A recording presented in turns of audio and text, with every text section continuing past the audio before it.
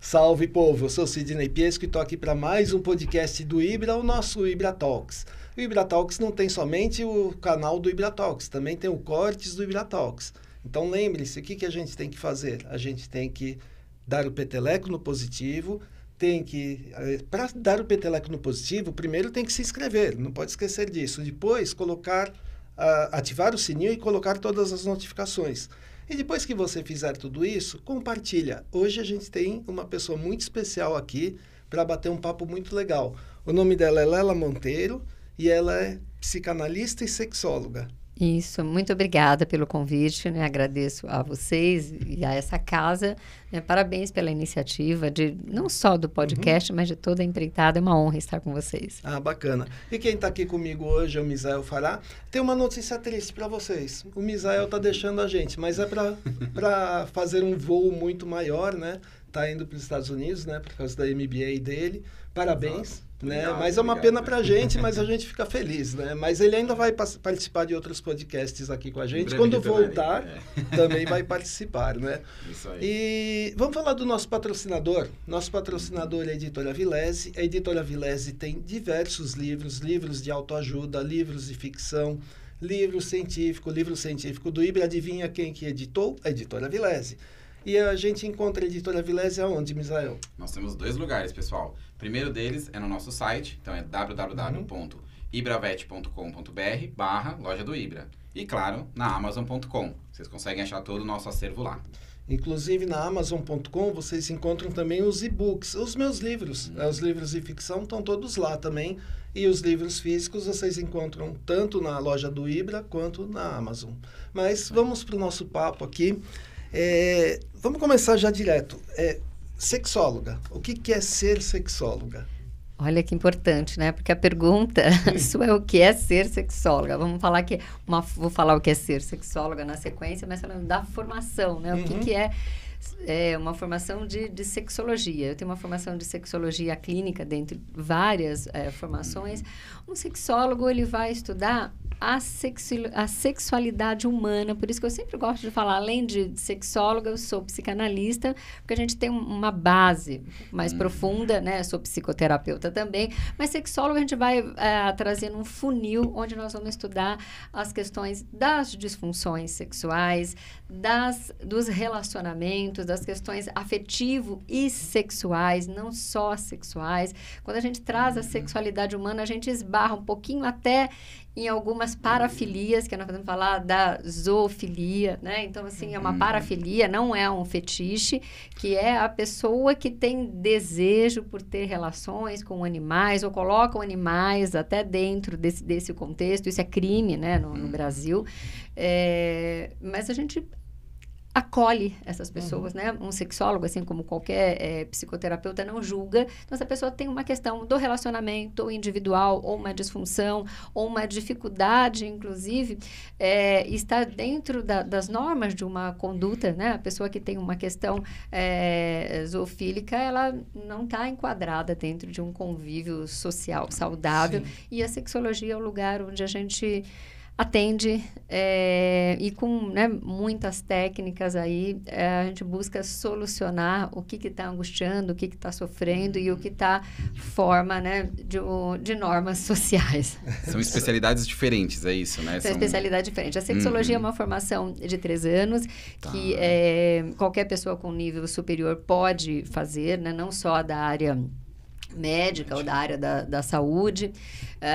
Via de regra, quem fez psicologia, psicanálise ou psicoterapia, né? Psicoterapia sistêmica, vou também poder falar um pouquinho para vocês, que é uma formação onde eu atendo casal e família. E a sexologia conversa muito na terapia de casal. Infelizmente, quando as pessoas buscam a terapia de casal, tem muito um viés já de desentendimento, de um ciúmes doentio, de uma traição, ou mesmo de um casamento maduro, quando começa a aparecer a menopausa, andropausa, das frequências que nem sempre sexuais são adequadas para um ou para outro, né? E a terapia sexual à luz da sexologia é um recurso que a gente vê muito sucesso. Então, para você, aparece muito caso de problemas do casal mesmo, né? O que eu imagino assim, eu estou falando como veterinário, tá? Eu não tenho nada com essa parte, mas o que eu imagino assim, nunca que um casal está 100% em sintonia. Sim. Né? Sempre tem.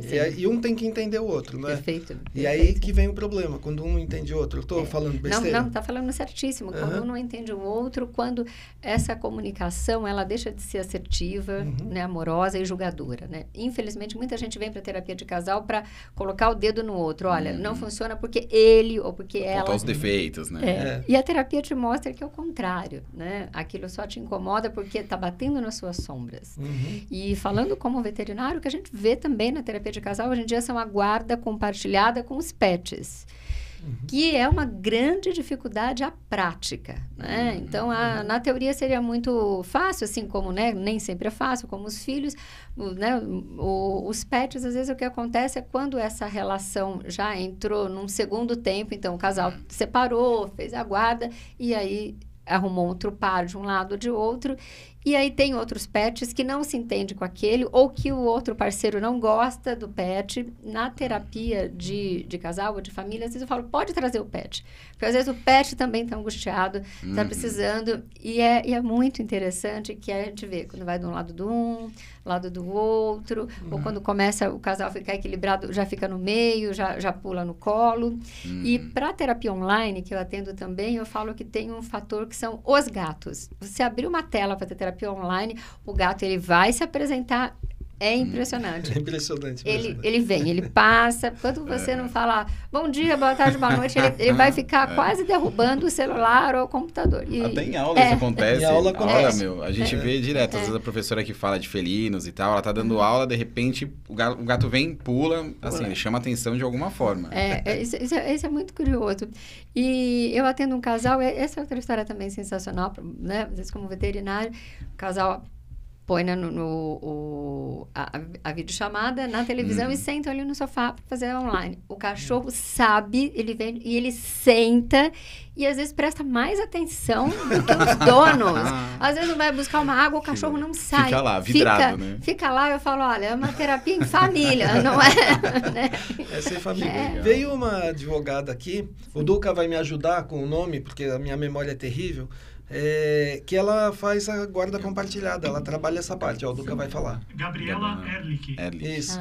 E ela veio aqui, ela falou dessa parte da guarda compartilhada. Aí dá muita briga, né? Dá muita briga. Infelizmente não era para ser, mas dá. E às vezes eu tenho visto até os avós, o pai de um ou do outro, que fica, às vezes, né? E faz a ponte, porque o pai não quer, né? Essa questão toda. E ainda quando é uma guarda compartilhada, eu acho bom do que quando tem um abandono. Às vezes atendo casal também que não quer mais e já ouvi essa história de pagar pensão para a pessoa que ficou com um animalzinho. Então, eu pago pensão, que dá os custos, mas eu não quero ficar com ele. E é uma judiação, porque às vezes não quer nem ver, né? E a gente às vezes fala, não, peraí, né? Tem um vínculo, né? Sim, tem um afeto, né? Porque acaba fazendo parte da família, né? Eu acho que ultimamente também, eu conheço vários casais, amigos meus mesmo, que não querem ter filho. Já tem um pet e assim, é exatamente desse jeito. Faz até aniversário do pet. Assim, então virou um membro da família, né? E são muito companheiros, né? Então deixa eu ver histórias aí de que esses animais protegem muitas vezes essa pessoa ou essa família, às vezes, dessa falta de afeto que tiveram né, na própria infância, ou mesmo na maturidade, quando às vezes ficam no estado de viuvez, ou aquele casal que os filhos foram embora do ninho vazio, onde esses animais preenchem lindamente né, essa história. Eu acho que tem só uma questão que às vezes a gente traz quando a pessoa, esse vazio é tão grande que ele não pega um. Aí pega 20 cachorros num apartamento. Aí é quase um problema de saúde pública, né? E a pessoa já não... Então, é esse cuidado que a gente fala, olha, peraí. E aí, esses casos a gente atende quando alguém da família denuncia. Então, eu falo, olha, vai fazer terapia porque a pessoa já perdeu o olfato, já perdeu, né? Numa casa, num sítio, numa chácara, ok, né? Daria para É porque aquilo acho que às vezes enraiza tanto na pessoa que a pessoa mesmo já se colocou naquele contexto e ela mesma não percebe. Sim, né? Exatamente isso. E vi casos, né? Só o recorte aí da parte do universo de vocês, do veterinário, e alguns casos bem interessantes para ilustrar, caso da terapia de casal, que a pessoa fala, olha, eu tenho lá, a pessoa bora, né? Um exemplo que estou atendendo recentemente. Então, mora ela e a cachorra, a moça. Arrumou um namorado e a cachorra fica brava. Então, assim, o casal vai ter relação, tem que fechar a porta e a cachorra fica batendo porque não quer ninguém ali. E é uma cachorrinha... atrapalha muito, né? Atrapalha demais. É uma questão... Ou, isso é um casal. Mas atendo também outro que... são 2 gatos e um cachorro na mesma cama. E a pessoa fala, não, pode deixar até ali no quarto, mas na mesma cama não vai dar, porque a outra pessoa tem medo, né? Não tem os animais de que vai morder ou que vai chegar perto, porque às vezes, né, essa coisa toda até do olfato. Então, é uma questão que às vezes o mundo animal vem bastante na terapia de casal, porque hoje é uma realidade nessa dinâmica dos lares e nem sempre todo mundo tem esse mesmo entendimento. Então, é algo que a gente vivencia também. E é bacana isso que você está falando, até por conta das formações que você tem, porque acho que você consegue ter vários vieses, né? Como sexóloga, aí você tem essa parte aí mais terapêutica que acho que agrega muito mais, né? Quando você vai fazer um atendimento, uma consulta, não sei qual que é o termo, né? Mas acho que acaba agregando muito mais para você conseguir ajudar, de repente, o paciente, né? A pessoa que vai te procurar, o casal, enfim. Eu gosto muito de usar esse termo paciente. Tem muita gente que fala, não, é o cliente, mas como está ali, acho que de alguma forma é um paciente, não que seja doente, mas que precisa de um cuidado. Eu também chamo como atendimento, consulta, sessão, e da forma que a pessoa fique mais confortável. O que eu acho que é importante a gente ressaltar também que todos esses atendimentos, assim como os de vocês, é para trazer mais felicidade, para tirar a dor, para aliviar a angústia, né? Então, e hoje em dia as terapias são muito mais rápidas, não precisa ser aquela terapia que é para a vida inteira, né? E eu gosto muito de usar a técnica cognitivo-comportamental, onde a gente é pontual. Então, tem um problema, a gente olha para aquele problema e vê como é que dá para mudar esse comportamento, né? Apesar de ser psicanalista, e a psicanálise é uma terapia que ela é um pouco mais profunda, um pouco mais demorada. Quando tem essas questões de casais ou da sexologia sendo mais pontual, a pessoa já sente um alívio do que ela está sofrendo e depois a gente pode ir para as camadas mais profundas e buscar outras causas ou as reais causas aí para não olhar só o sintoma. Interessante. E você chegou a falar de problemas que vêm da infância, tirando aqueles graves que a gente conhece, de pai abusar de filha, essas coisas, problemas menores costumam atrapalhar muito, costumam influenciar muito no relacionamento. Por exemplo, o problema de uma criança... não sei, uma mãe dominadora, por exemplo, pode atrapalhar muito um casal no futuro, sem eles nem saberem que foi isso? Sim, com certeza. Hoje está muito não vou dizer nem na moda, mas está na mídia, a questão de mães narcisistas ou pais narcisistas, né? Então, como que é essa pessoa que tem esse adulto que seria para acolher, que muitas vezes compete ou desqualifica. Quando a pessoa é narcisista, só ela que é validada. Então, ela desqualifica o tempo inteiro, às vezes, na formação, nesse momento onde essa criança ou esse adolescente precisaria dessa validação dos pais, né? Dessa proteção. E isso atrapalha, sim, né? Então, assim, a gente vê que muitos desses filhos de pais narcisistas não conseguem ficar num casamento. O vínculo familiar é muito difícil, que não param numa relação. Então, separa uma, separa duas. E eu falo que a questão não é separar várias vezes, é você ver o que está sendo difícil esse convívio, né? Esse convívio familiar, que pode ser um convívio, às vezes, no trabalho. Às vezes, a pessoa não para no casamento, não para no trabalho. É aquela pessoa que está sempre angustiada, procurando. Então, pais narcisistas é uma questão que a gente trata bastante. As pessoas que tiveram uma competição entre irmãos, assim, de muitos ciúmes, um medo de ser perdido, de se perder, de ser trocado. Então, infelizmente, tem pais excelentes, mas que às vezes deixam explícito que tem a preferência mais por isso. Mais bonitinho, mais inteligente, ou aquele filho que talvez é mais carinhoso, ou aquele filho mais doentinho, que precisa da atenção. E, às vezes, nessa dinâmica, porque a gente começa a ver, principalmente na análise, que essa pessoa que ficou à margem, ela tem medo de ficar à margem. Poxa, já foi abandonado pelos pais, vai que me abandonam aqui. Então, aquelas relações onde a pessoa ou é muito pegajosa, ou a pessoa demora um pouco mais no trânsito. Será que está com alguém? Às vezes a pessoa nem traiu, mas... né? Se sai e elogia outra mulher, infelizmente pode ser em homens ou mulheres, mas em mulheres a gente vê uma frequência muito maior no consultório, uma pessoa que está muito insegura. Então, essa insegurança da primeira infância, às vezes, ela vai. Ou a pessoa que teve uma infância ok, mas teve uma adolescência muito difícil. Era bonitinha e parece que é um adolescente feio. A gente, infelizmente, o padrão de beleza é uma coisa que é tão relativa, mas hoje em dia as pessoas são cruéis. Né? Ainda, assim. Né? Não, agora piorou, né? Porque agora você tem que ser lindo para estar no Instagram. Aí, se você não você faz o filtro deixar você lindo. E se o filtro não fica bom, não é? Não, e nunca tá feliz. Aí depois vai fazer um monte de cirurgia, porque quer ficar igual ao filtro. Né? Isso. Então a coisa tá difícil. E tem uma coisa também importante que você trouxe, que mesmo com tudo isso, não é todo mundo que vai ser celebridade. E os adolescentes sofrem. A gente pode ver pelos nossos filhos e os filhos dos nossos amigos e tudo mais.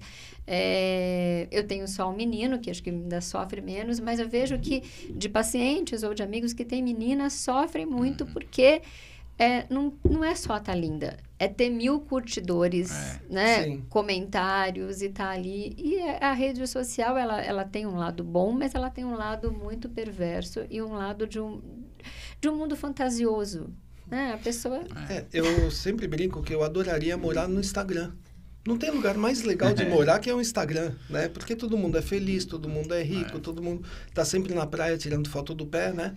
Tirar aquela foto famosa Então, eu queria morar lá, que deve ser muito legal. Ninguém trabalha, eu não vejo ninguém trabalhando. Quando trabalha, é super feliz no trabalho. Poxa, é um lugar muito todo legal, mundo, né? Até Isso com a sogra, bom. né? Exatamente. E é muito engraçado, porque parece que as pessoas, eu conheço pessoas também assim, que tem 2 vidas. Uma dentro do Instagram e outra a vida pessoal. Então, no Instagram... nunca nada dá errado. E aí, na vida pessoal, você fala assim, poxa, cara, mas você acabou de postar que tá ali, mas você tá chorando aqui e tal, que o seu marido, por exemplo, saiu. Não, mas é assim mesmo. Não, gente, não é uma disparidade muito E a gente muito começa grande, a ver que até tem uma dicotomia, e dentro da dinâmica aí da sexologia ou da terapia de casal, o Instagram é a rede da discórdia. Mais do que TikTok. Hoje em dia o pessoal usa mais velho, só que usa o Facebook, porque... são os directs, né? E tem coisas que o pessoal mais jovem sabe, que... Então, assim, coloca lá no Explorer, vê o que você curtiu, quem que curtiu, que você nem sabe que curtiu.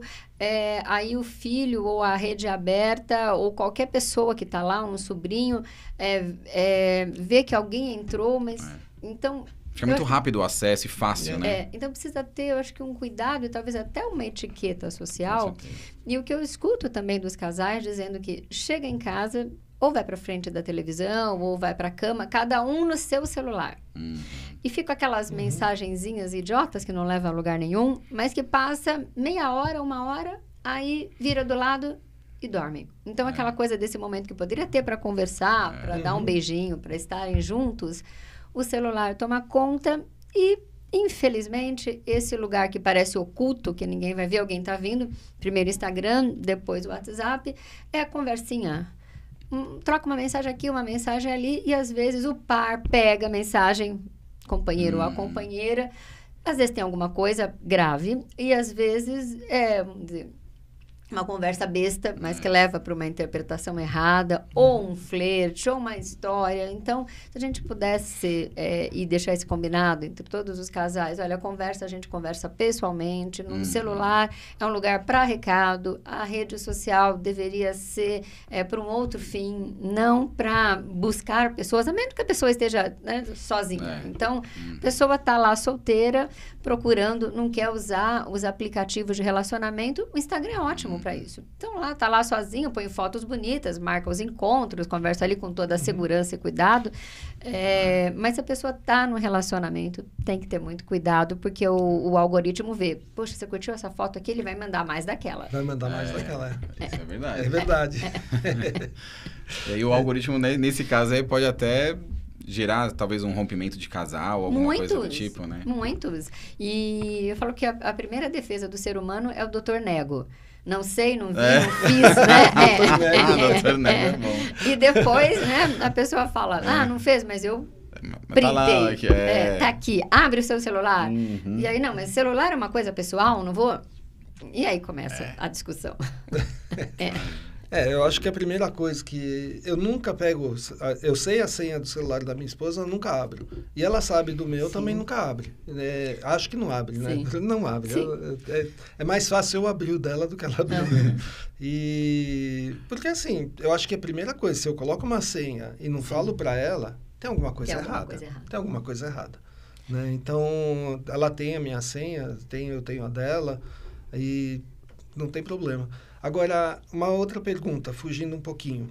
Quem tem mais problema sexual, o homem ou a mulher, no casal? A gente está falando de casal hétero, né? Sim, isso, pronto. É importante, você trouxe casal hétero, mas eu posso afirmar, acho que com muita tranquilidade, que o casal homoafetivo tem os mesmos problemas, tem algumas peculiaridades, mas basicamente os mesmos problemas que um casal hétero. Que é a necessidade de fidelidade, né, de acolhimento, de amor. E por mais que tenha, falo, olha, mulher entre mulher é mais intenso, homem com homem um pouco mais sexual, mas quando a gente vai trazer os problemas que levam esses casais para terapia, é a mesma coisa. É a fidelidade, é a falta de atenção, é o carinho. Interessante, eu não sabia. Na verdade, mas ela, olha... Se for olhar, talvez alguma linguagem, talvez o lugar que frequente, algumas filigramas muito sutis, mas onde vai tratar em terapia, são os seres humanos que estão ali, que a mesma necessidade, todo mundo que está junto quer não ser enganado, né? Todo mundo que está lá quer ser amado e quer tranquilidade para os dias, né? Porque já existe tantas coisas, quando você chega em casa, ter mais problemas para solucionar, então as pessoas querem chegar em casa e tirar talvez um sapato, né? E falar, ai, que delícia, né? Que eu encontrei essa pessoa. Então, mas num casal, no hétero, né? Sim. Quem que costuma ter mais problema, aparecer, por exemplo, mais disfunção sexual? Pronto, eu vou depois falar do casal, mas eu vou falar da disfunção. Infelizmente, o homem que mais procura, não que ele mais tenha, mas que ele mais procura, porque assim, o homem tem uma disfunção erétil ou uma ejaculação precoce, que são as duas disfunções, né, que mais vem encaminhada de urologistas. Esse homem, ele sai do urologista, ele vai procurar a indicação do médico ou uma indicação, ele não vai esperar. A mulher que vai no ginecologista, tá com vaginismo, uma dor na relação, uma dificuldade de chegar no orgasmo, ela vai, infelizmente, também sou mulher, ela vai no shopping, ela troca a bolsa, ela liga para a amiga, ela faz um pacote de drenagem, ela vai ver uma viagem para o casal, ela vai pensar, peraí, quando que vai fazer o aniversário da menina de 15 anos, de 1 ano, de 18? Ela faz um caminho. Aí, tem que marcar a terapia. Aí ela marca a terapia se sobrar dinheiro. É quase que assim, se o convênio... Esse caminho é meio para se enganar? Esse caminho, porque às vezes ela não dá conta dessa dor porque ela tem medo. Muitas falas, são falas de pacientes que têm medo de que vai procurar, vai piorar mais ainda. Mas essa mulher, ela é mais assertiva quando esse homem dá um checkmate. Se você não resolver essa questão, a gente não vai dar mais. Então, assim, vaginismo é uma disfunção muito grave. Quem não sabe, é uma contração involuntária dos músculos circunvaginais, onde a pessoa entra, muitas vezes, no estado de fobia quando vai ter relação. Aquela mulher que casou virgem, de um contexto religioso muito severo, de uma educação rígida, e, às vezes, esse caso, né, tem o casamento, vão ter relação na primeira noite, não consegue, vai indo. Eu já tive casais, estavam mais de 1 ano juntos, sem ter uma relação. Aí o marido falou, não. Tem que procurar uma ajuda especializada e muitas vezes só veio quando o marido marcou. Ou quando a médica falou, olha, já para a próxima consulta precisa estar com a agenda marcada. Porque senão vai postergando uma dificuldade mesmo, porque essa dor muitas vezes é maior do que ela supunha. E o homem, o contrário. Muitas vezes esse homem, ele fala, não, peraí, é quase que a minha saúde é o pênis, né? Dor de cabeça. Apareceu um problema. Dor de cabeça. O braço pode estar caindo. O dente pode estar latejando, né? Mas de repente eu vou ter um encontro, e é muito curioso isso, né? Como sexóloga mesmo, vou ter um encontro com uma namorada nova. A pessoa, às vezes, tem um monte de questão, ela arruma um horário, ela dá um jeito, ela agenda e... Mas peraí. Não, é que eu encontro hoje à noite, mas a pessoa começou a terapia agora à tarde para a noite, né? Aí você traz algumas ferramentas ali para a pessoa ficar mais segurança, mas não que vai resolver de imediato. Mas a pessoa procura, né? Então, a ejaculação precoce, nossa, que é uma grande dificuldade. Eu falo que primeiro é a disfunção erétil, primeiro é o pênis estar presente e não te deixar na mão. Segundo é não ir rápido demais, né? E aí vi histórias... A gente conversando depois fica mais suave, mas histórias muito constrangedoras, né? Da pessoa tá com a roupa e ejacular antes de tirar a roupa. Começou nos beijos ali e já ejaculou. A pessoa ir para a lua de mel e ejacula no vestido da noiva antes de tirar o vestido. Então, uma coisa que a pessoa fica tão sem graça, tão... Né? E às vezes tem um período de refração, relaxa um pouquinho, dá para começar novamente a história e ter um tempo mais adequado, mas é um quadro que a gente atende muito tratando a ansiedade. E geralmente são pessoas ansiosas com tudo, não é só que ejacula rápido, é aquela pessoa que tem um desespero e quando ela começa a ver que... Calma. É mais psicológico do que físico. É muito psicológico. Muito psicológico. A maioria das disfunções são psicológicas. Sim, elas têm, eu falo que são psicológicas ou mistas. A ejaculação precoce, com certeza, sim.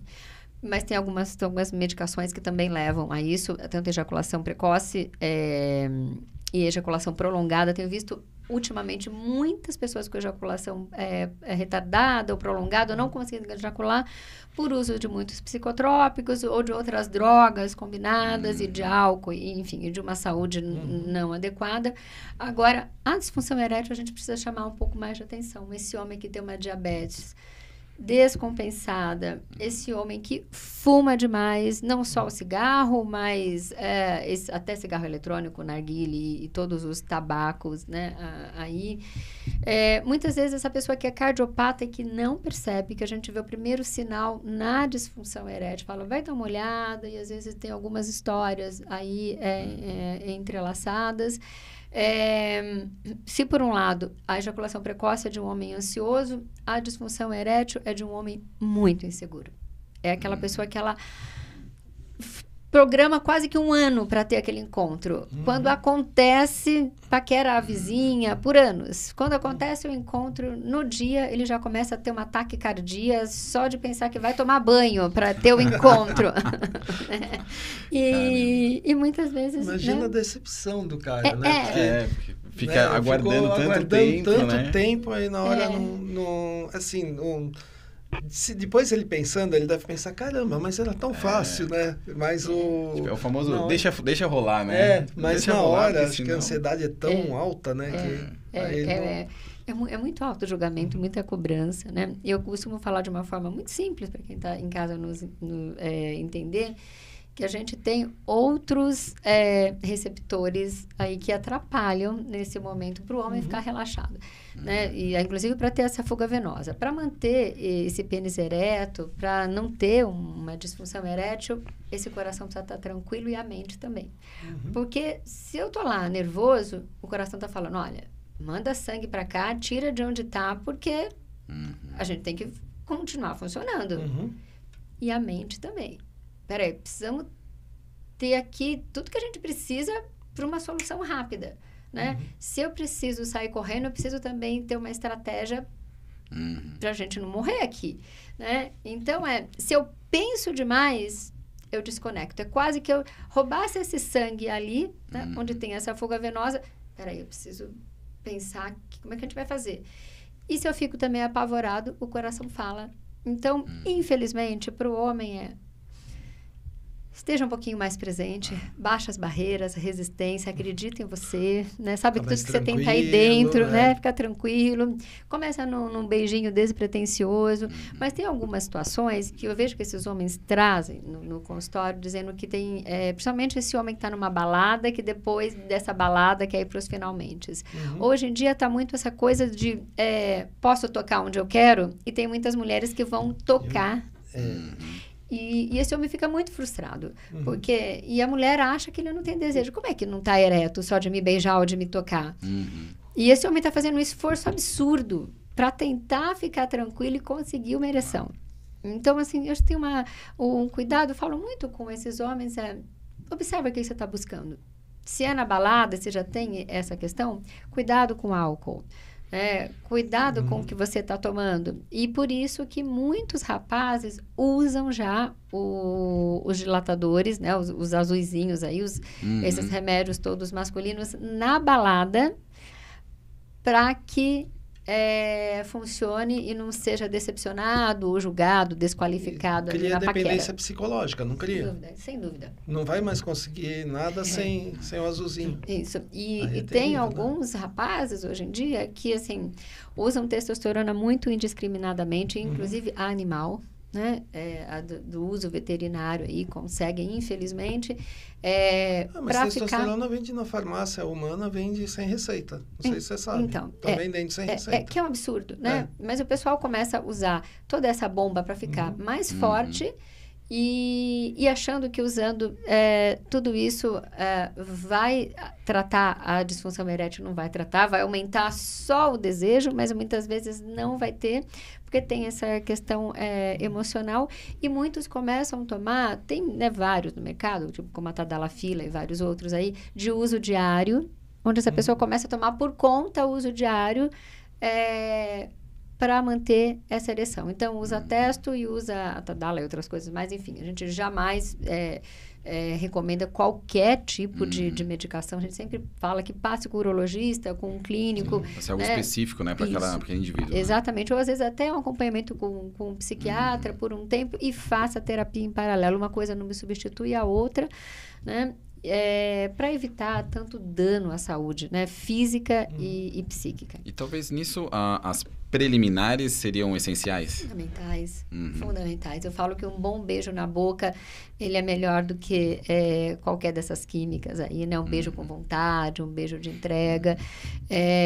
Hoje, os jovens estão com essa dificuldade até de beijar, de beijão com calma, de beijo de língua. Eu falo para muitos casais que chegam para terapia de casal sem se beijar, começam com a técnica do beijo de 10 segundos, que é beijar pelo menos uma vez por dia e contando de 1 a 10. Eu falei, você não tá lá com beijo, não vai contar, mas fica vai esquisito isso, né? Peraí, amor, tô contando, peraí. Exatamente, mas é uma chamada de atenção quando a gente fala de 10 segundos, porque a gente começa a ver que tem casal que não beija nem por 1 segundo. É uma bitoquinha ou um pouco ali na língua, e tem muita mulher que reclama dizendo, quando ele me dá esse beijão é porque já quer transar.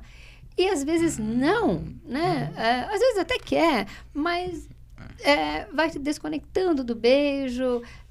Não beijo porque tem criança perto. Não beijo porque eu tô cansado. Não beijo porque eu não escovei o dente.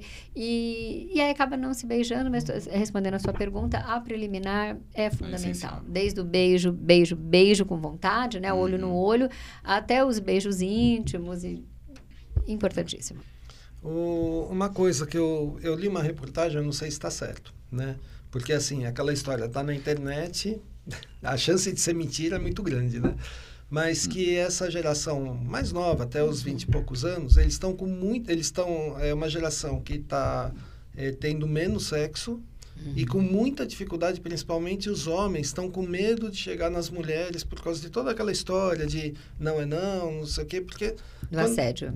Oi? O assédio. Porque medo de ser entendido como assédio.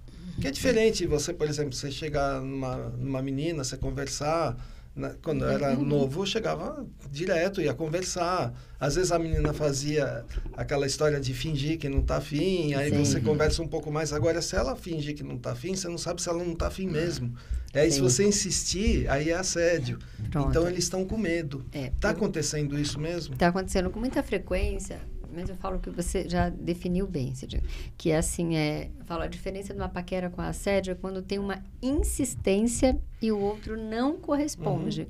Porque essa forma antiga que eu vivi, né, talvez você tenha vivido, acho que você não viveu, era mais jovem que a gente, onde tinha uma questão assim de que a mulher não podia falar que estava muito afim no primeiro momento, você olhava, mas desviava o olhar, porque senão era assim, se você desse na cara, o cara já não olhava, que era tido assim, mulher fácil demais, então tinha toda essa conduta social, então acho que a gente tem isso na nossa história, mas hoje em dia a gente vê que, né, os nossos filhos, os jovens, ou até as pessoas, não precisa ser tão jovem, vamos dizer na faixa etária 30, 40, eu acho que isso é mais de 50, 60 para cima, quando a pessoa está afim, ela corresponde para você.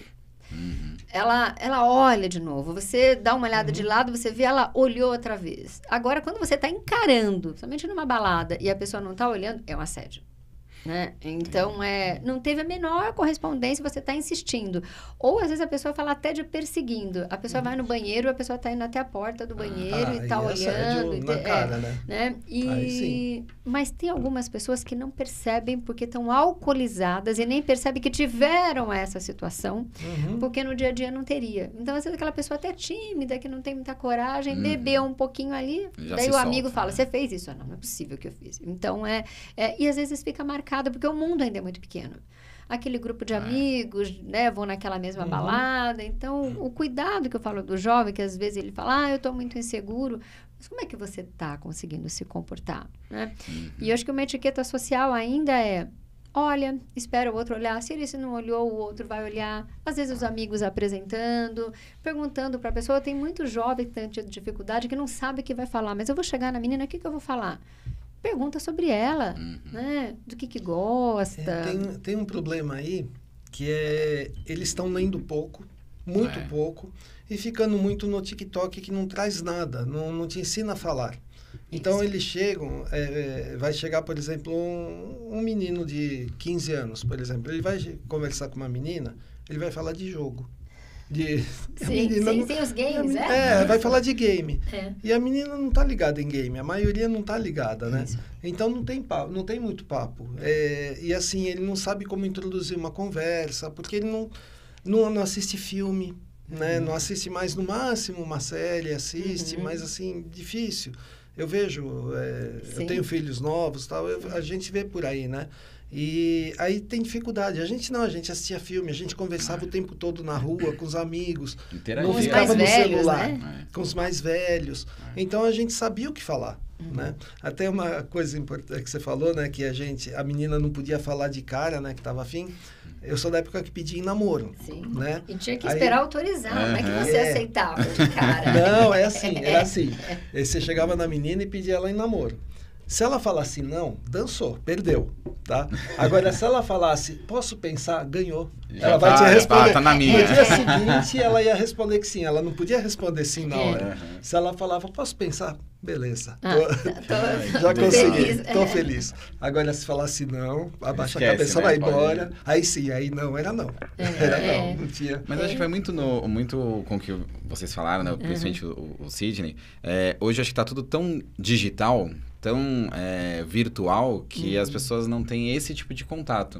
E aí, às vezes, fica lá, sei lá, até mesmo um casal, chegou em casa, às vezes eles não se conversam, mas estão lá, vendo Instagram, interagindo com outras pessoas no meio digital. E aí, quando precisa fazer a interação física, né, pessoal, eu acho que isso acaba se perdendo, né? A pessoa às vezes não sabe como se comportar. No Instagram eu sei que se eu curtir, ela curtir também, então beleza. Deu match, tá tudo certo, beleza. Manda só um coraçãozinho, já ficou a frase inteira falada, né? Exato. Aí, no momento de tornar isso físico, talvez a pessoa, né, os mais jovens talvez, não saibam se comportar. Ou até por falta de conteúdo também. De conteúdo. Sim. Muito, muito falta de conteúdo. Eu acho que é tão importante a gente resgatar isso. Eu percebia já há alguns anos, até antes de TikTok, com o uso de celular de uma forma massiva, que o pessoal falava, não, eu leio pelo celular. Não, pouca gente lê pelo Kindle, infelizmente, né? Tão pouco no celular. Mas as pessoas, às vezes, sentadas, chegando férias agora, cada uma na sua cadeira de praia. não se falavam, mandavam uma mensagem para o outro, aí só via às vezes o olhar, o outro mostrava o celular. Como assim, né? A gente está numa geração de surdos mudos, né? Pois é. Porque então, acho que é uma questão aí. Mas, ó, tem um exemplo, desculpa, Não, pode falar. Tem um exemplo na faculdade, já faz um tempo, né? A gente tinha um grupo de amigos, amigas e tal, e a gente saiu todos juntos. A gente foi, final de curso e tal, não sei o que, nós saímos todos. Nós sentamos numa mesa, a gente tava, acho que uns 13 pessoas. A gente sentou, e aí começou, mandou um negócio, uma foto, mandei uma foto aqui, nossa, beleza, legal, curti, não, eu lembrei dessa daqui, ó. Não, olha o que eu achei, quando a gente percebeu, tava eu, na época uma ex-namorada minha, aí eu falei assim, tá todo mundo se falando e ninguém tá se conversando, a gente tá falando pelo WhatsApp, meu. Aí eu falei assim, não, peraí, aí o que eu fiz? Eu falei, gente, vamos falar, né? Não, peraí, só vou mandar um negócio. O que eu fiz? Fui lá, deletei o grupo, né, deletei o grupo, aí tipo, todo mundo parou, falei assim, Misa, o que você fez? Você deletou o grupo? O que aconteceu? A gente não tá se conversando, a gente veio aqui, vai ficar falando no WhatsApp, meu. Aí todo mundo começou a rir, aí foi muito engraçado. Mas foi algo muito, assim, imperceptível, porque a gente chegou, vamos sentar na mesa, beleza, 13 pessoas, tal. Fica aí começou, um mandou uma foto, né, de quando a gente entrou, aí o outro já comentou, tem uma outra aqui, e aí foi. Então é muito engraçado, porque às vezes é imperceptível. Isso já faz muitos anos, eu imagino hoje como que deve ser, né? E aí a gente vê como que estão a questão até do TDAH, né? Das distrações. A pessoa pega um adolescente, um jovem, até mesmo até um adulto, que ele vai consultar alguma coisa, aí vem o WhatsApp com um monte de coisa. Deixa eu só ver o que... Peraí, já que eu tô aqui... Perdeu. Exatamente. E aí vai. E esquece o que ele foi procurar, qual que era a pesquisa, né, inicial. Então, isso é importante no adolescente. Mas a gente pegar também, e falando de família, de estrutura de casal, esse casal que talvez não saiba mais sair com o bebê e pegar aquela massinha ou um chacoalhinho, já põe o celular ou o tablet na frente da criança. Porque a criança fica quieta. Né? Muito mais fácil, É muito mais fácil criar assim, né? A criança fica quieta. E tem coisas tão simples. Eu aprendi com uma senhora que eu atendi muitos anos atrás. Ela fala, se você vai num lugar, até num avião, ela falou, você pega uma sacola, pode ser de embalagens, de cacareco, que você pode jogar no primeiro lixo, até no avião, antes de... mas coisas que as crianças nunca viram. Brilhantes, coloridas, que amassam com barulhinho, e põe ali. A criança vai pôr, tirar, amassar, virar, ver o outro lado, ver a cor. Você vai estar ali do lado, acompanhando. Então, não precisa dessa luz, né, da tela, e, enfim, não que não seja útil para algumas coisas, mas desse excesso e dessa desconstrução desse vínculo, né? Dá trabalho, sim, viajar com uma criança ou com um bebê no colo, mas talvez seja o grande momento de conversar, de interagir, de sentir. Gerar uma sinestesia ali, né, de algum equipamento, alguma coisa, porque realmente ficar só na tela... Não, as crianças estão perdendo o movimento fino, né? Exatamente. Então, eu vi um ortopedista falando que os adolescentes, eles estão tendo acidentes que a gente não tinha. Por exemplo, vai subir uma escada e cai. É raríssimo a gente, até hoje, mesmo mais velho, subir uma escada ou descer uma escada e cair. E as crianças, elas têm dificuldade para subir uma escada, têm dificuldade para fazer coisas simples, né? E para escrever, dificuldade para dói o braço na hora de escrever. Né? Porque tá tendo até ler por excesso de segurar, né, as telas e digitar ali, e o trabalho, né, da escrita requer mais. Então, assim, porque a gente fazia aula de caligrafia, tinha que escrever. Eu estou fazendo. Olha que legal. Não aula de caligrafia, assim, porque veterinário, né, na faculdade, a gente escrevia muito. Sim. E aí você destrói a tua letra, destrói a tua caligrafia. Sim. E aí eu comecei a perceber que eu faço a receita, eu não consigo entender a minha receita. Aí o que eu fiz? E aí começou... Eu peguei, eu imprimi, porque você não encontra mais caderno de caligrafia, eu procurei, não encontrei, eu imprimi as páginas, aí eu mandei encadernar. Sim. E aí eu estou estudando francês. Então, o que eu fiz? Eu coloco a palavra em francês e fico reescrevendo. Mas isso é tão importante para o cérebro, porque uma das formas de aprendizado é esse visual, né? É excelente isso. Eu sou muito assim. Tanto que quando eu entrei aqui, né, o César, o outro diretor nosso, eu falava assim, pega um caderno, anota. Eu falei, não, eu vou anotar no celular. Não, anota no caderno. No papel. E realmente, porque eu sou muito visual, então tem coisa até que, às vezes, o Sidney, a gente ia pra uma reunião, tá, beleza, eu anotava.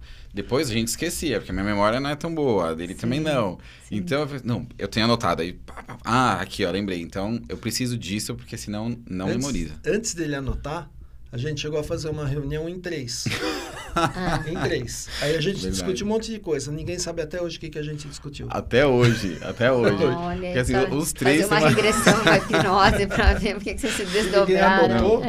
Já era. É verdade. A gente fez a reunião, entramos, tal, discutimos um monte de coisa e não lembramos o que a gente discutiu. Porque ninguém anotou. A gente só ficou falando e... Não anotou nada. Falando em anotar, você pede para o casal anotar quais são os problemas? Sim, eu gosto muito dessa prática de... hoje em dia, a gente até fala, olha, anota num caderninho ou num bloco de notas no celular. A gente vem muito com essa frase até pronta, porque quando você fala num caderninho, a pessoa te olha pensando assim, peraí, quem usa caderninho hoje, né? Aqui, bloco de notas do celular aqui. Exatamente, onde as pessoas anotam, né? Tá fazendo a terapia online, a pessoa fala, peraí, eu vou abrir uma tela do computador. Eu falo, não, pega um papel. Aí a pessoa fica na dificuldade, não tô achando o papel, vou usar aqui às vezes tem essa insistência no computador.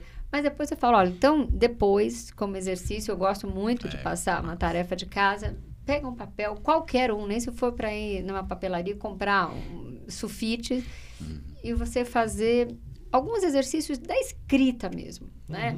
Desde anotar os sonhos, percepções, pontos que você acha que é do outro, mas que são seus. E o papel é uma grande companhia. Você, depois que vence a resistência e começa a vir, vai. Né? Você que escreve livros, as coisas vão vindo, tem tanta coisa internalizada ali. E eu faço um convite também para todo casal, que às vezes, porque o TDAH também é uma queixa de muitos casais que falam, tá vendo? Eu peço para ele que precisa fazer tal coisa, a pessoa fala, passa pela cozinha ou pela área de serviço, levar o lixo, tá já criando moscas e a pessoa não viu o lixo ali no meio do caminho. Eu sou um pouco assim. E aí a gente fala, então vamos colocar alguns lembretes, né? Sei lá, um papel na geladeira, fazer quase que um Excel simples, assim. Pode ou uma regra, né? Uma coisa toda... Mas em defesa, eu posso falar de mim? Eu tenho a mente muito acelerada, então, às vezes, por exemplo, isso acontecia muito comigo. Amor, pega não sei o que lá na cozinha. Beleza, aí eu vou pra cozinha, aí eu vi que, sei lá, né? De uma bolacha, coisa. Eu tô com fome. Então, eu tô com só vou comer uma bolacha aqui, vou fazer um sanduíche e tal, vou fazer um omelete aqui, depois eu levo. Pra ela, esqueceu. Esquece, aí eu vou, faço, aí na hora que eu volto. E aí, cadê o quê? Esquece. Aí você arruma uma briga pra semana, né? E muitas vezes, isso é uma que a gente tem visto bastante de casal jovem, que é uma divisão justa de atividades do lar. Eu posso dizer isso não só como terapeuta de casal há 32 anos e 26 no casamento, que não existe essa justiça. Assim, nós, mulheres, vamos sentir sempre injustiçadas, por mais que o homem faça muito. Porque talvez tenha essa questão mental mesmo, né? A mulher, ela tá, de alguma forma, ela vai ali, talvez ela traga água para o marido, para o filho, para a criança, vê se o cachorro está com a água, se tiraram a areia do gato, e ela vai pôr ainda uma florzinha ali em cima, né, da mesa, alguma coisa, vai molhar a flor. Mas isso é muito no cérebro feminino. Que é mais detalhista. Exatamente. E aí ela fala, poxa vida, fiz tudo isso, cuidei da criança, cuidei do cachorro. Nem uma água ele pega na cozinha. Exatamente. E aí, às vezes, se a pessoa está ainda num problema ou de um porpério ou de um climatério, e aí, assim, nem água ele pega, mas nunca ele pegou uma água para mim. Mas aí não é porque a mulher faz mais propaganda, quer dizer, ela sabe... E o homem não faz propaganda do que faz? Eu vou dar o meu exemplo. Creio que sim. Às vezes acontece isso em casa, mas assim, a minha esposa não tem do que reclamar, que ela trabalha muito, né? Mas às vezes assim, eu falo para ela, poxa, eu fiz um monte de coisa. Mas você fez o quê? Aí eu até esqueço o que eu fiz, mas assim, por exemplo, eu estou passando, a porta não está fechando direito, eu já paro, já vou arrumar a porta, já vou fazer... Aí, quando eu sento, aí vem... Mas está sentado? Me ajuda aqui, não sei o quê. Aí eu falo, mas até agora eu estava consertando a casa. Olha que é tão importante que as mulheres possam estar escutando isso, Porque é fato. E tem homens que... E muitas vezes isso vai somando e acabam nas separações, que esses homens também se sentem não valorizados, injustiçados. E o que acontece o cérebro feminino, às vezes, tem uma coisa que é horrível e é um lugar de mudar esse aprendizado, de ver. Se o homem está sentado ali e ela não está sentada, poxa, ele está sentado, ele acabou de sentar. Não, ele está sentado já há muito tempo. Porque eu tô para lá e para cá e fazendo. E aí a gente começa a ver com esse casal, peraí, vamos valorizar. E a gente entra nas 5 linguagens do amor, que é uma dessas do homem, das grandes linguagens masculinas, essa linguagem de serviço que é não falada, que é essa de trocar uma lâmpada, que é essa, às vezes, de fazer uma coisa que ela nem percebeu e que também tem todos os lados aí. Daí fala, mas o seu marido troca a lâmpada, o meu tá aquela fechadura caindo no meu pé, né? Há um mês e não troca, né? Então, também tem a comparação quando vai sair com as amigas, né? Aí é um problema. É um grande problema. Mas quando a gente começa a olhar esse casal de uma forma mais profunda, todo mundo tem uma qualidade, mas talvez não aconteceu o que você trouxe. Não vendeu o seu peixe. Eu não vendo. Eu vou e faço, faço quieto. Porque assim, eu não consigo ver. Eu tenho meio toque, assim. Se tem alguma coisa quebrada em casa, não fica quebrada. Olha, eu não consigo. Maravilhoso isso. Eu vou mexer, eu vou consertar, eu posso até quebrar mais. Mas eu vou tentar. Mas eu não... Por exemplo, se isso daqui está fora do lugar, eu vou... Se não está encaixando direito, eu vou lixar até encaixar direito. É assim. E nisso eu perco horas fazendo, né? Aí, às vezes, terminou, eu sento, parece que eu não fiz nada. Então, porque eu não faço a propaganda. Mas talvez seja também bastante detalhista. Eu sou detalhista. E talvez ela fala, poxa, mas para arrumar isso aqui era 2 segundos encaixar... Ficou aí ilustrando. Mas não fica bom. Então, aí ela vai falar, olha, eu já fiz tudo isso, ele fez só isso, né? Pô, mas dá um trabalho, né? Não, mas foi só isso que você arrumou. Então, mas dentro dessa... A gente não tem esse problema tão sério. Não, é só trazendo pra... Então, mas eu vejo outros casais com problema sério, assim. E é tão importante... E a terapia é esse lugar até para desproblematizar, né? Falar de despatologizar, tirar... Peraí, tá com essa queixa... Mas como que dá para ficar mais suave? E aí procurar o lado bom que o outro tem. O outro tem os pontos fortes também. Isso tá te incomodando mais hoje. Antigamente, como que era? Quando vocês se conheceram. Eu estou atendendo um casal que agora só vê problema no outro. E eu tenho trazido muito nisso. Vamos lá buscar? Quando vocês se conheceram? Mas quando a gente se conheceu, era diferente. Então, vamos buscar esse lugar, porque se foi diferente, tem esse registro no cérebro de como foi, né? O que está acontecendo? Dá para voltar a ser diferente, não dá?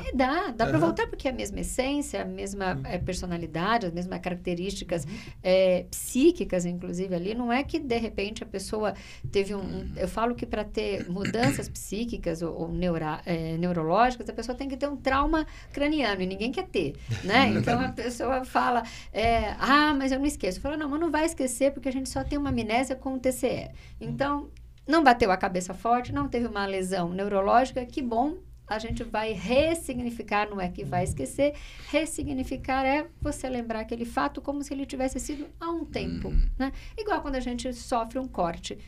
Arde e depois fica uma cicatriz, mas você olha a cicatriz, tá ali o braço com a cicatriz, mas não tá ardendo. Você pode, né, entrar numa piscina, não vai arder, não vai infeccionar, fechou. E muitas vezes essas relações, não só entre os casais, com os filhos, no trabalho, precisam ser ressignificadas e a gente não olhar só o problema. Por que eu tô tão rabugenta e rabugento? E a gente olha questões químicas também. Talvez esse homem na andropausa tá mais rabugento e vai repercutir na mulher. Talvez essa mulher, na menopausa ou pós-menopausa, por isso que tem os implantes aí, né, se necessário, né, feito por um bom clínico, um bom especialista para ajudar. Né? Por isso que a atividade física é tão importante, essa rede de amigos, de ter um hobby, de ter o descanso. Muitas vezes chega no consultório, né, da sexologia, tô com baixa libido. Mas você está acordando descansada? Às vezes a pessoa está tão cansada que ela não tem libido. Isso o estresse, o dia a dia, problema, por exemplo, você está cheio de boleto para pagar, não tem libido que vai aparecer. Exatamente. E o descompasso, às vezes, do casal. Tem casal que é da manhã, tem casal que é da noite, e aí tem turnos diferentes, então não se encontra. Quando se encontra, um já está dormindo. Então, às vezes, até para negociar, uma das questões que tem vindo com muita recorrência é: preciso marcar um horário para ter um encontro amoroso com meu par, com meu marido, minha namorada? Às vezes, dependendo como é a dinâmica, precisa. Porque às vezes não é plantonista no lugar. Isso não deve ser esquisito. Ó, às 5h15 eu tô aqui, hein? Não dá. 5h16 se atrasar não vai dar, hein? Eu vou te falar que a primeiro momento é muito esquisito e artificial, mas depois acaba funcionando. Porque tem casal que não se encontra. Encontra no final de semana para obrigação social. Hoje a gente tem um almoço na casa do meu pai, na casa da sua mãe, temos que levar as crianças na apresentação, temos que ir no shopping fazer compra no mercado. Aí eu quero ficar pensando, meu Deus, mais um mês que eu não vou transar. Né? E quando a gente fala desse encontro íntimo, até com horário marcado, sábado à noite, sexta, quinta, o que for, nós vamos deixar as crianças lá com a madrinha, ou vamos contratar uma babá, e nós vamos sair para jantar. Pode ser isso. Nós vamos sair para namorar. Uma vez por ano, uma vez a cada 2 meses, o que for, nós vamos ter uma viagem só os dois. As crianças vão ficar e nós iremos só os dois. Eu acho isso tão esquisito. Desculpa falar, mas acho que tem alguns amigos que fazem isso. Tinha um que ele ia para Disney e deixava os filhos. Aí eu falo, eu não consigo. Eu não consigo. Para mim, os filhos são parte minha. Assim, tem que ir junto. Se eu não tenho dinheiro para ir todo mundo, ninguém vai. É mais ou menos assim. Pronto. Mas talvez venha de uma dinâmica, Sidney, em que vocês se entendam. A gente se entende. Tem muito casal que é muito desconectado. E precisa disso, né? Quando a gente traz esse recorte, é casal que busca uma terapia porque já viraram irmãos, já não tem um olhar um para o outro. E muitas dessas queixas da mulher ou do homem dizendo que dá mais atenção para o filho do que para mim. Às vezes até essa competição que não parece muito claro, vem inconsciente, depois ela vem, né, de uma forma muito explícita. Então, para esses casais, talvez precise. E talvez para alguns exemplos, como você falou da sua dinâmica, não seja necessária porque funciona, né? Então, tudo isso é para trazer subsídios ali para que esse casal não deixa de existir. Eu falo que uma família, ela acaba quando o casal para de namorar. Porque quando eu não tenho mais esse vínculo com meu par, que é o pai dos meus filhos, esse casal, ele pode, né, estar mais susceptível a uma separação. Então, dentro dessa dinâmica, a gente tem muito essa visão dentro da linha sistêmica. Eu também sou consteladora familiar, e na constelação familiar a gente fala que tem algumas hierarquias. É pai e mãe, depois os filhos, e aí vão, né? Então, assim, os pais é que ditam a regra da casa. E os filhos têm que... Porque hoje em dia o que a gente vê é... Os filhos estão ditando as regras. Né? Onde os pais vão comer, onde vão viajar, que hora que eles podem dormir. Eles estudam só se tiverem afim. E a gente sabe que esse mundo aí fantasioso, na prática, nem sempre é possível. Esse daqui é Os Animais e as Constelações Familiares. Esse livro aqui, que é do Marcos Fernandes, um veterinário que faz constelações com animais. Não, eu acho sensacional a constelação com os cavalos, né? Sim. Eu acho o cavalo... A Lucine faz. A Lucine faz. Eu não faço com animais, eu faço a constelação de bonecos, né? Ou com as pessoas lá individual, mas eu acho sensacional, eu acho maravilhoso e tem é emocionante de ver, né? A sensibilidade. É bem interessante. Deixa eu falar você estava falando dos homens, né? De trabalhar. Eu vi um meme, eu dei muita risada. É muito legal. Assim, mulheres, se vocês pedirem alguma coisa para o homem, ele vai fazer. Não precisa ficar repetindo cada 6 meses. Boa. Eu dei muita risada. Eu vi algo parecido assim. Se você quer que ele faça, seja específica. Né? Se você supor... ele não vai entender, não vai fazer. Então, fala, eu quero isso. Isso aí. Mas a gente ou peça uma coisa de cada vez. Não, mas eu falo isso daí assim, eu deixo claro lá em casa e falo, olha, eu funciono diferente. Eu faço uma coisa por vez. Se a minha filha está falando um negócio, minha esposa está falando outro, eu não entendo nada. Esquece, não vou entender nenhuma das duas. Eu falo, escolhe quem vai falar comigo. Eu sou homem, ainda brinco assim, eu sou homem. Mas é tão importante isso, e mostra que você é homem mesmo, né, do ponto de vista psíquico mesmo. E via de regra, brincando com uma relação, ok, tudo bem, mas isso é uma das coisas que muito irritam as mulheres, principalmente se estão já naquele... no limite, né? Exatamente. Como não está me ouvindo? Como que não ouviu? Claro que ouviu. Né? Porque ela está ouvindo como que o outro não ouviu. Às vezes a régua da pessoa é a dela, né? Mas o outro talvez tenha uma outra régua. Mas é que depende muito. Nós, homens, a gente não tem condição de fazer 2, 3 coisas ao mesmo tempo. Vocês, mulheres, fazem um monte de coisas. A gente abre uma gavetinha por vez. E para abrir uma, tem que fechar outra. Às vezes eu falo assim, tá falando uma coisa, aí, vocês fazem muito isso, né? Estão falando uma coisa e já muda de assunto. No meio da frase. No meio da frase. Não, e tudo sai bom, e tudo sai bom. Se a gente mudar de assunto, vai se perder o assunto 1, o assunto 2, não tem jeito. Eu falo, peraí, você tá em qual gaveta? Eu não fechei ainda aquela. Né? Mas isso é muito bom, essa questão do bom humor. Né? Tem linguagem diferente, tem formas, mas ter essa leveza. Né? E isso passa para os filhos, né? O que às vezes é muito pesado quando as coisas são muito diferentes e as pessoas vão a ferro e fogo, né? Mais de apontar os erros do que de tentar mediar uma situação. E de uma comunicação muitas vezes que é violenta, né? O que a gente tem falado já há muitos anos de ter uma comunicação não violenta. Comunicação não violenta é não gritar, né? Não ofender. Então, quando o negócio está muito, né, numa discussão, num momento difícil, fale um pouco mais baixo, né? Diminui o tom para a pessoa ser ouvida de fato, né? E esse é um exercício que eu gosto muito de falar. Eu fico bastante incomodada quando o casal está no consultório, e é interessante que acontece mais no consultório do que quando está online. Quando está online, eles não gritam, porque às vezes tem filhos e estão ali do lado, mas quando está no consultório, que acho que é um lugar diferente, quando começa a gritar um ou outro, extravasa. Aí eu começo a baixar mais a voz, quase não consegui me ouvir. Aí eles percebem. Né? E de falar num tom bem assim, calmo, aveludado, às vezes internamente eu falo, meu Deus, vamos lá. Vou ter que separar, os dois vão sair na mão aqui, eu tenho que separar. Isso, e eu tenho isso, eu tenho um sofazinho para 2 lugares, e quando tem...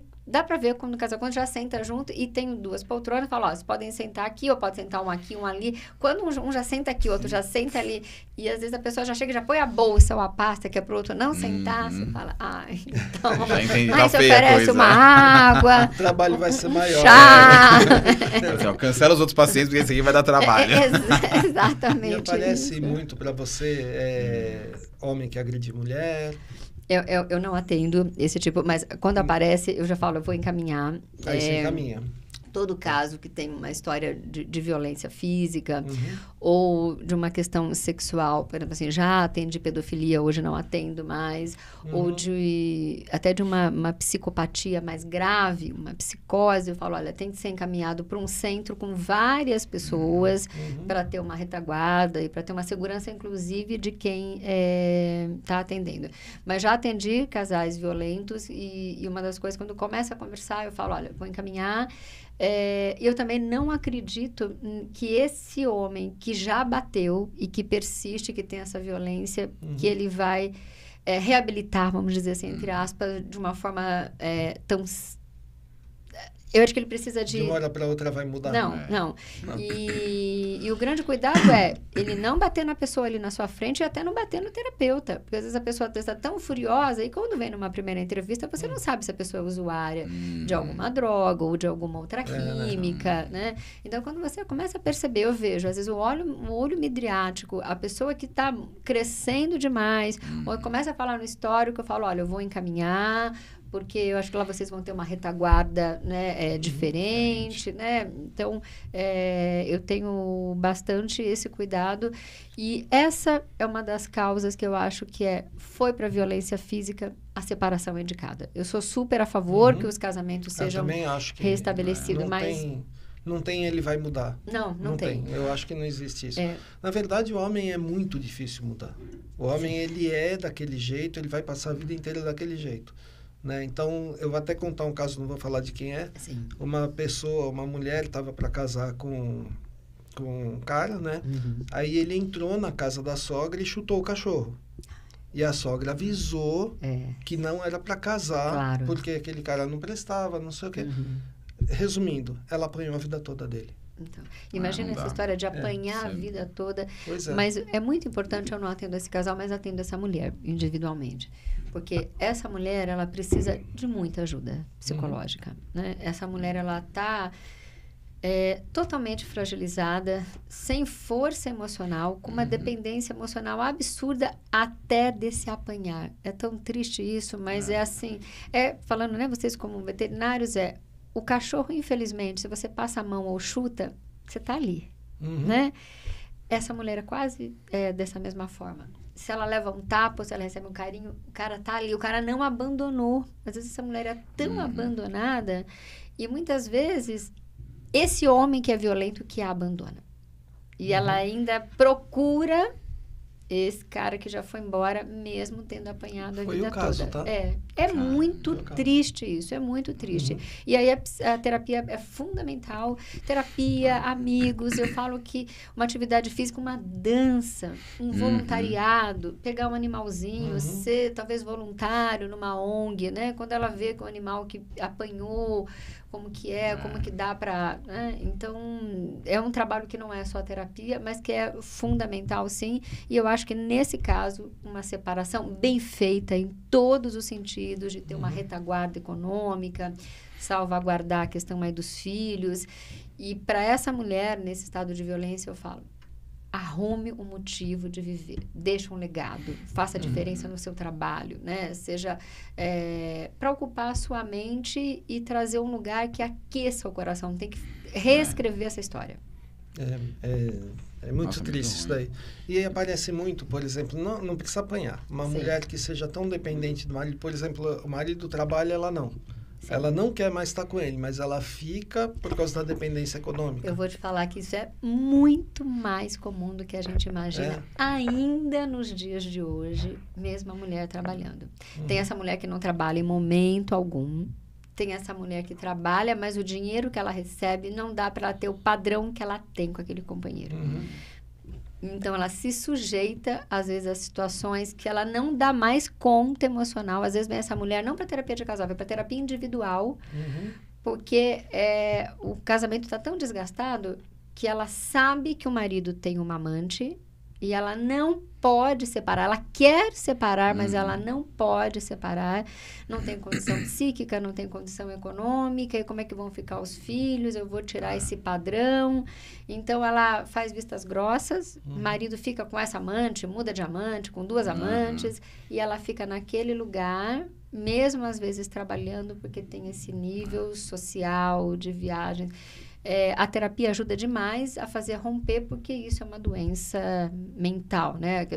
Totalmente dentro da saúde mental, porque essa mulher, ela adoece. Muitas vezes ela tem um câncer, tem outras doenças que vêm aí somatizando, até mesmo questões de depressão, que ela acha que não tem esse fundo, mas muitas vezes está nessa aceitação, nessa conformidade, e às vezes a mãe dela foi assim.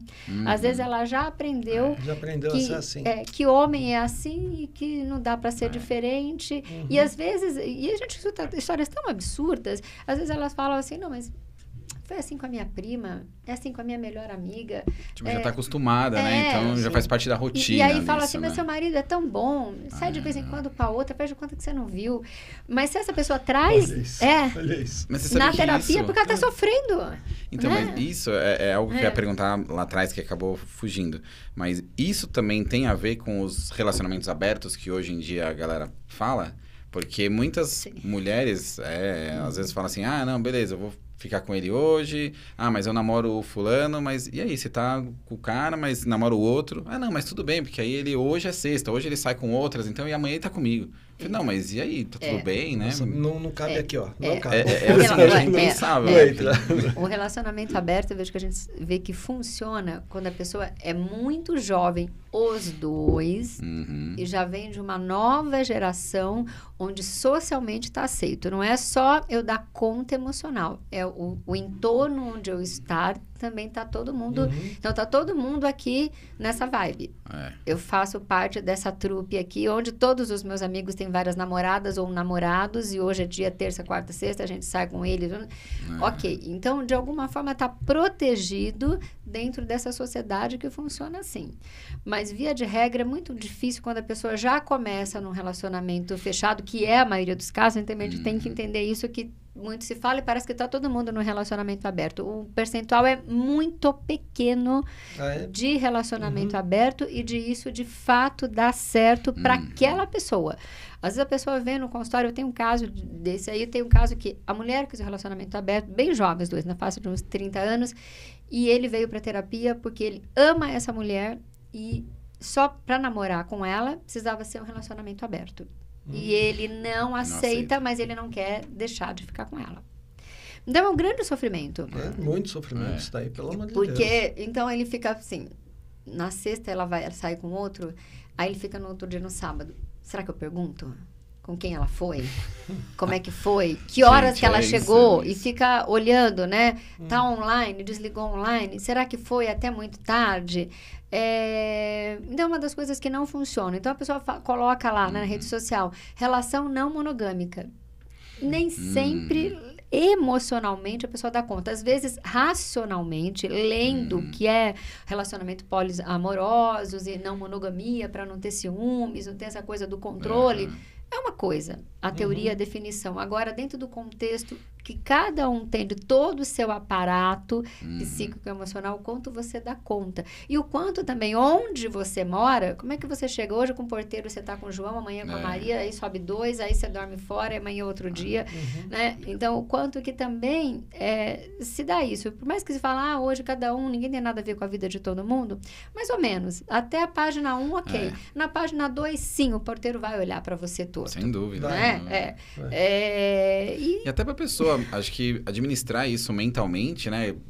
Eu acho que, assim, o mundo tá tão doido, assim, a gente tem tanto... A velocidade da informação, ela tá tão rápida, né? A quantidade de coisas que a gente faz no dia a dia, para administrar esse tipo de relacionamento, acho que também acaba sendo mais difícil ainda, porque a gente já tem o trabalho. As pessoas, as mulheres também, cada vez estão fazendo mais coisas. Sim. Cuida da casa, cuida do trabalho e tudo mais. Aí ainda tem que administrar isso mentalmente, acho que acaba sendo até pior, né? E tem uma questão ainda, né? Tudo que a gente está falando não é opinião minha, não é a seu favor nem contra, é independente do que a gente vê no dia a dia, cada um faz o que quiser, se quiser olhar o porteiro e não dar bola por que se acha. Ainda a gente tem uma estrutura machista, sim, estrutural, né? Não é dizendo que isso é bom ou ruim, não. Mas o que acontece é, quando um homem fala, tô num relacionamento poliamoroso, eu vou no swing, eu faço homenagem, ok. Quando a mulher fala que tô num relacionamento assim, ainda ela é mal vista por toda a sociedade. Sim. Então, aquela mulher... Verdade. Ela é uma puta. Né? Por mais que fale que não. É liberal demais. É muito dada essa moça. E aí, o que a gente vê, infelizmente, o pessoal trazendo na terapia, onde nem sempre essa moça é convidada. Onde com certeza. No trabalho ela já fica mal falada e fica, porque a rádio peão não adianta, por mais que pode você... até ser demitida. Exatamente. Né? Então, tem muitas questões que é muito legal no conceito, é muito legal, mas o quanto que dentro desse contexto social tem efetividade, né? É possível, né? Então, a gente vê que tem nichos, até de profissões ou de lugares onde moram, que dá para ser? Dá. Né? Eu posso, de repente, vender miçanga na praia e não tô nem aí, não vou ter nem porteiro. E ok, né? Mas o que a gente vê do consultório, muitas vezes, respondendo a sua pergunta, é um sofrimento e é um lugar que nem sempre é tão comum como se diz, né? Infelizmente, a gente vê que tem alguns lugares que fala, hoje tá tudo liberado. Pode estar se mais falado, mas a nossa mente, ela não evoluiu tanto quanto a gente imagina. E nem sempre a gente consegue socialmente dar conta do que a gente acha que a gente concordou, né? Eu posso concordar com você, mas... Por dentro você fica, caramba! Se eu ver aquela pessoa que eu amo tanto com outra, né? Eu vou sofrer demais. Então, quanto que cada um sente e é capaz de lidar com o que se sente. Legal. Vou te fazer 3 perguntas. Responde o que vier na tua cabeça, okay. Tá? Futuro. Hoje. Opa! Desejo. Estar vivo, né? Para mim, legal. Desejo, para mim, é quase que um sinônimo de vida. E um livro? Todos que eu pudesse ler. Né? Olha, todos nossa, que eu resposta pudesse, me pegou. todos que eu pudesse ler, enxergar ou ouvir, né? Eu vejo que eu tinha uma visão maravilhosa, hoje eu preciso de óculos para ler, de tanto ler, gosto muito de ler, e que eles continuam a ser editados, né? Um livro manual ainda, eu acho que pode ter o eletrônico, mas que a gente possa levar aquele livro na bolsa e voltar. E eu, infelizmente, eu sou aquela que eu gosto de grifar o livro, eu tenho feito isso a lápis, mas eu gosto de voltar, de pôr uma fitinha, ou de abrir o livro e de falar, nossa, ele me chamou para esse lugar. Infelizmente, a gente tem cada vez menos livrarias, né? Sim, uma pena. Uma pena. Para o pessoal entrar em contato com você, faz teu jabá aqui. Aproveita. Tá ótimo. Olha, o WhatsApp é o 11 9 17 17 0405 9 17 17 0405. Esse é meu WhatsApp. Para você tiver alguma dúvida, quiser marcar uma consulta, estou à disposição. Lá no YouTube, Lela Monteiro. E pelo Instagram, @LelaMonteiroOficial. Tem um outro perfil que a gente está lançando aí, vamos ver qual que vai ficar, que é o Lela com você. Porque o Lela Monteiro Oficial, ele já tem um tempo, mas quando a gente fala de sexologia, o Instagram derruba. Ah, é? Muito. Se você colocar a palavra sexo, não vai para ninguém. Então, eu tenho que colocar, disfarçando as letras. E o Lela com você, quem sabe, vira um podcast aí também. Para que tenha mais essa proximidade e que a gente fale de terapia. Talvez, infelizmente, menos de sexologia para que chegue a mais pessoas. Ah, legal. Eu queria agradecer bastante a tua presença aqui. Muito legal, né? Esse tipo de conversa é muito legal, que é uma conversa aberta, sem preconceito, né? Para mostrar realmente o que a gente precisa, que todo mundo precisa de alguma coisa, né? Nesse assunto, né? E queria agradecer e, quem sabe, uma outra participação sua aqui com a gente, né? Com prazer. Eu desejo muito sucesso e muita felicidade nessa empreitada, nesse estúdio, nessa casa. E é uma honra a gente poder falar de coisas que a gente acredita e ama. Com certeza. Né? Então, obrigada também. Bacana. Queria agradecer o Misael. Obrigado, por estar aqui com a gente. E, pessoal, não esquece de dar o like. Vocês estão esquecendo do Peteleco no Positivo. Todo mundo já se inscreveu? Tem que se inscrever no canal, tem que ativar o sininho, tem que dar o like, tem que colocar todas as notificações, senão o próximo podcast vocês não recebem. Olha aqui, que coisa ruim, né? Então, mais uma vez agradeço todo mundo e a gente foi.